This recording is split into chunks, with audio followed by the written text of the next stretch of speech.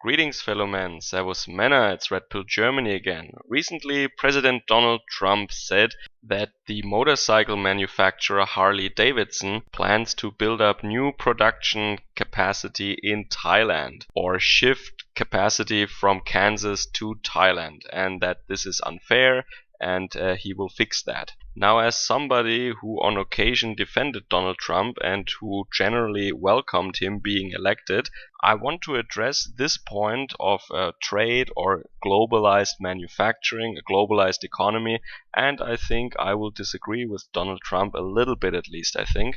Alright, so Harley-Davidson is a tiny corporation. By the end of last year they counted not even 6,000 employees.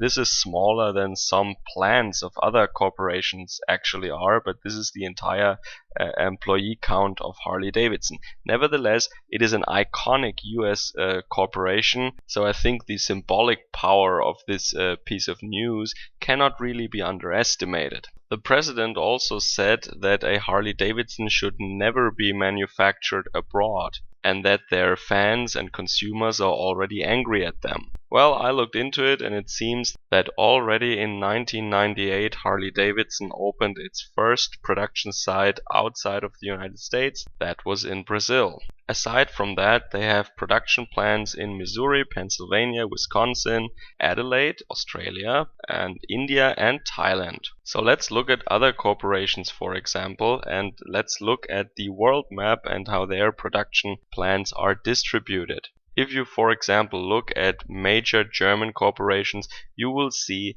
that their research and development sites, as well as distribution and production plants, of course, are spread all over the world: Africa, Asia, Europe, and the Americas. Now, of course, you can say that they would move to Turkey or India or China because labor costs, energy costs, and land costs are much lower there, and they can reap the benefits of globalism and produce in low-wage countries. So why do you think then German car manufacturers or other big German companies such as Bayer, which are very big in crop science and agriculture, BASF, which is the biggest German chemical company, I believe, also Siemens and Bosch, who are very big in engineering. Now, why would all these companies have plants in Japan or in the United States, for example?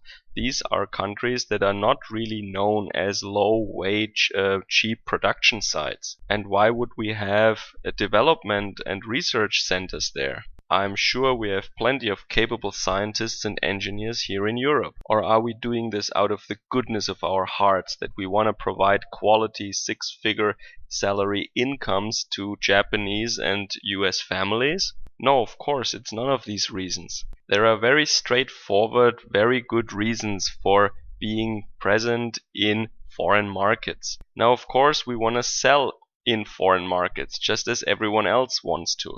I mean, Chinese companies want to sell in Europe. German companies want to sell in Asia, and American companies also want to sell in Europe and in Asia. So, but why do they produce there and develop there and not only produce it in their home country and then just ship it over there? So one of the reasons is very straightforward. Countries such as China demand you to produce there if you want to sell there. If you don't produce in China or even form a joint venture with a Chinese company, you will not have access to the Chinese market, period.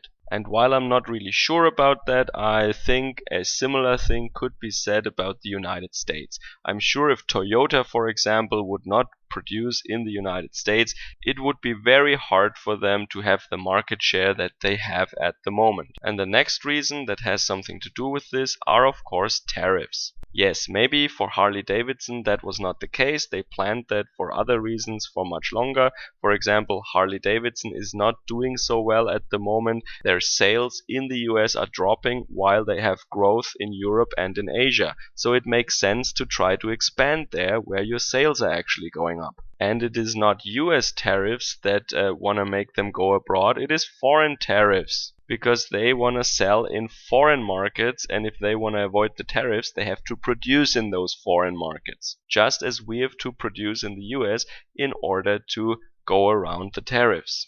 Now, the next group of reasons is that you want to be close to the market that you're catering to.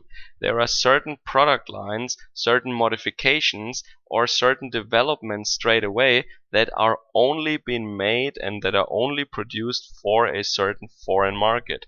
There are models of parts or configurations that German companies only produce and develop for the American market or for the Chinese market. And in this case, you want the development team to be in that country. That is a very important reason. If you want to have a long-term investment and long-term success in a big foreign market, you should have a permanent presence there with development, research, and production. So what would you think if some European politician or some German politician said that a BMW should never be built outside of Germany and that the big plant in Spartanburg should be closed down immediately and the Americans should just buy our BMWs that are made in Germany? And if they would put up tariffs against that, then we just tell them how unfair they treat us and that trade is broken. I think most of you would find that very peculiar.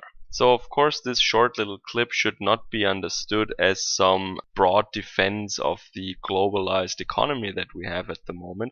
There is plenty going wrong and there is plenty stuff that could be fixed, but in this particular case and the way that President Trump complains about these issues, I think it is not very reasonable, because when you want to set up rules, they must be there for both parties.